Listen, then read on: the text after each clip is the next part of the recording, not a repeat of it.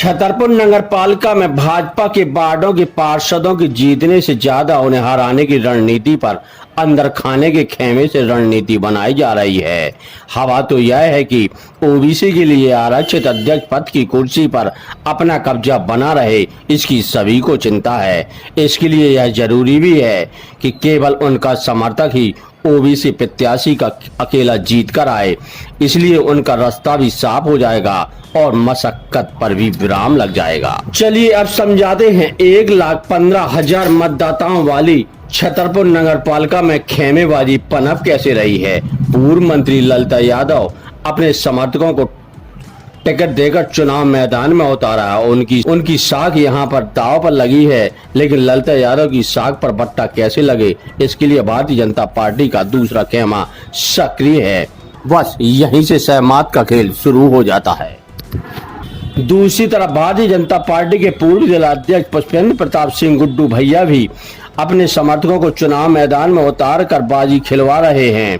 पुष्पेंद्र प्रताप सिंह के पद और कद को खत्म करने के लिए भारतीय जनता पार्टी के नेता इधर भी सक्रिय हैं और जहां जहां उनके बाद पार्षद उनके चुनाव मैदान में समर्थक लड़ रहे हैं, भारतीय जनता पार्टी का दूसरा खेमा इधर भी सक्रिय होकर उनके उम्मीदवारों के खिलाफ रणनीति बनाकर चुनाव हरवाने के लिए लगा हुआ है।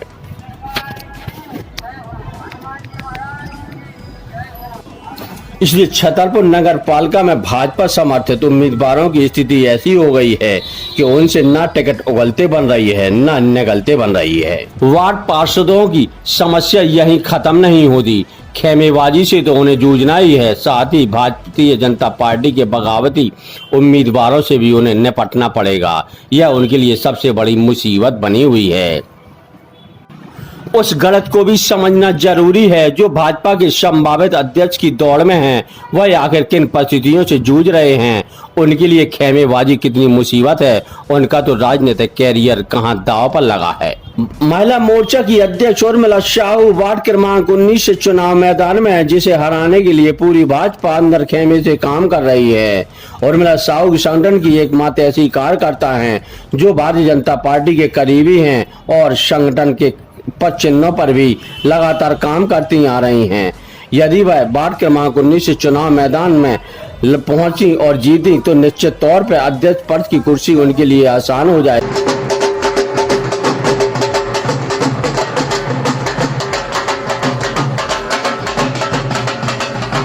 और संगठन जो भी तय करेंगे तो मुझे जो भी दायित्व देंगे तो मैं पूरे निष्ठा से और पूरी ईमानदारी से, पूरी कर्मठता से उस कार्य को करूँगी। आप कार्यकर्ता है महिला मोर्चा की जिला क्या है कि ये भारतीय जनता पार्टी महिला यहाँ जो है सब कुछ संगठन तय करता है। हम लोग मात्र एक मैं बहुत बहुत बहुत कार्यकर्ता हूँ, तो मैं अपने मुझे जो दायित्व दिया गया है, जो कार्य दिया गया है, मेरा कार्य है कि मैं उसको पूरी ईमानदारी, पूरी निष्ठा, पूरी कर्मठता से और पूरी लगनशीलता से काम करूँ।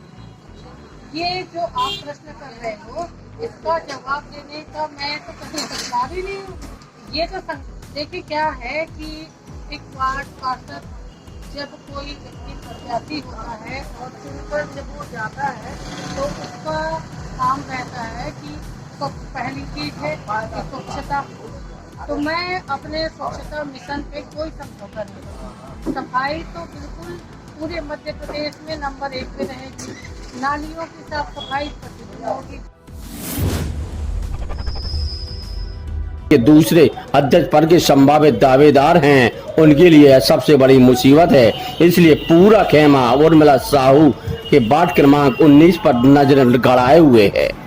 वार्ड क्रमांक 35 से सुरेंद्र चौरसिया और पप्पू की पत्नी ज्योति चौरसिया चुनाव मैदान में है। भारतीय जनता पार्टी ने उन्हें मौका तो दिया है, लेकिन वह भारतीय जनता पार्टी में कभी सक्रिय नहीं रही। हाँ, पप्पू चौरसिया जरूर छतरपुर जिले की भारतीय जनता पार्टी और संगठन की राजनीति में हमेशा सक्रिय रहे।